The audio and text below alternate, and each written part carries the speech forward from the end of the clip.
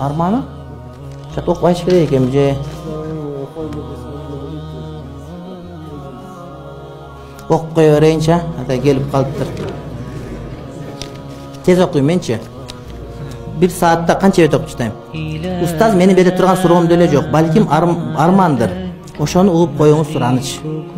Айтайын дегеним, устаз эмнеге мусулмандар кыйналып жатабыз, кордолуп жатабыз. Эмнеге биз ушуларга ооз ачып карап турабыз.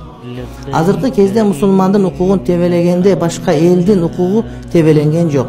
Интернетте, ТВда, гезит журналдарда баары исламга каршы маалымат. Сирия, Ливия, Египет, Палестинаны талкалап бүтүштү. Афганистанды нашага уулап өлтүрүп жатышат. Орто Азия болсо Россиянын алдында эмне десе ошону кылып бүчүрөй болтурабыз.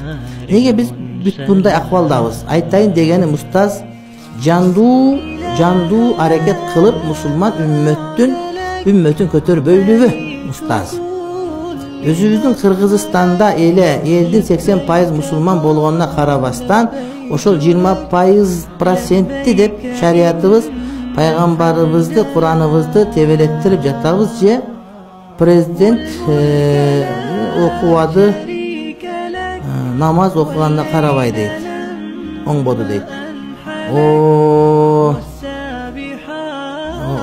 Мен эшикке чыгып элдерди жардырып сойгула дебейм.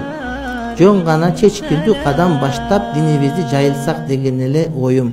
Мисал, аялдарга, башка эркектерге башка коомдук транспорт, чындыкты айкын айткан телевидение, ислам шариятына туура келген экономикалык система, айыл кыштактарда медреселер, мектеп ордуна өтүп сапаттуу билим бериси устаз сөзүмө ачууланбаңыз дейт.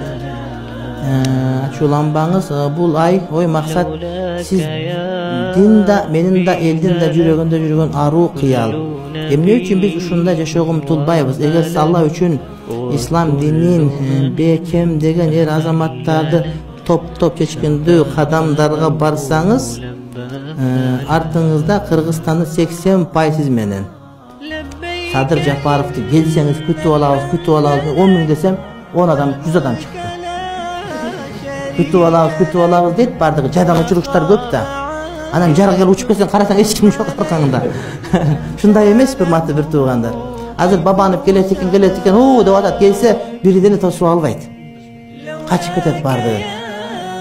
Садыр Жапаров окуп аттыгы интернетте кандай болчу? 100 миң адам тосот деп ойлоп атышкан. Келсе 1000 адам жарым өзүнүн туугандары. Президент кылмамдуу экен да апасына Куран окуган уруксат берип барып келди, мисалы үчүн.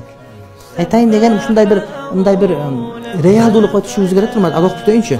Мен бул алым, мен согушка чыгып элди бөлүп Кыргызстанды жок кылайын деген оюм жок. Жөн гана өнүгүүгө жол баштайын деген оюм. Устаз, ката кемчиликтер болсо кечириңиз. Аллахтан ыраазы болсун. Ката кемчилик мына жазуумда бир 100 ката бар, аны кечире албайм. Аны оңдошум керек. Ошибкалар абдан эле көп да.